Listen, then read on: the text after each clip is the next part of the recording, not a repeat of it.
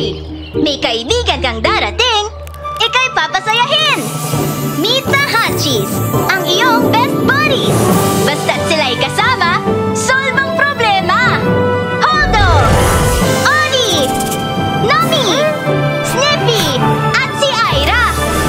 Mag-ingat lang kay Luther dahil ang dala niya ay danger! Meet the Hunchies, ang iyong best buddies! You and the Hunchies snack happily ever after!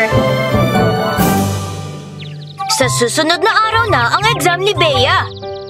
Kaya naman, niready na ni Daddy ang mga notebook, papel, lapis at meriendang Hansel na dadalhin niya sa school. Kailangan lang ni Bea na umpisahan ang pagre-review. Yun nga lang, nagyaya ang mga friends niya na maglaro online. One game lang! Namiss ko sila! Ang sabi ni Bea sa sarili. Ang one game, naging 2 games. Ang 2 games, naging 3 games. Bea, nag-review ka na ba? Ang paulit-ulit na tanong ni Daddy tuwing sisilip sa room ni Bea. Last na po ito! Ang parating sagot ni Bea. Bea, 1 game pa! Sabi sa chat ng mga friends niya pag alis ni Daddy.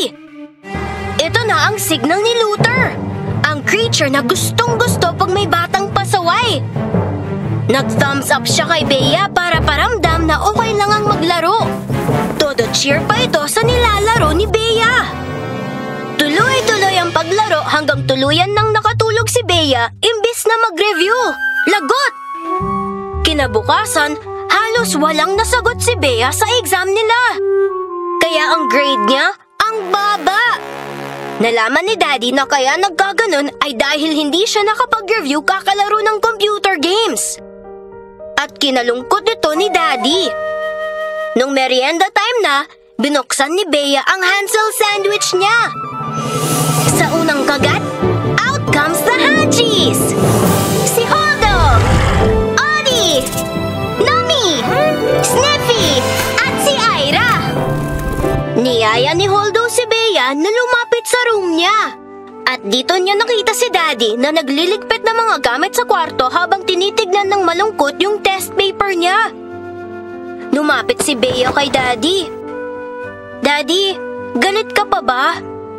Hindi ako galit, anak. Disappointed lang ako dahil parang hindi mo binibigyang halaga ang pag-aaral mo. Sorry po. Inuna ko pa po kasi yung pakikipagkwentuhan kaysa mag-aral. Namiss ko po kasi yung kaibigan ko.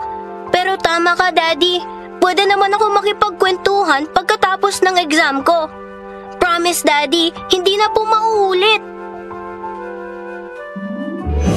Pinatawad siya ni Daddy at sila naman ang nag-games habang kumakain ng Hansel sandwich. And so they snacked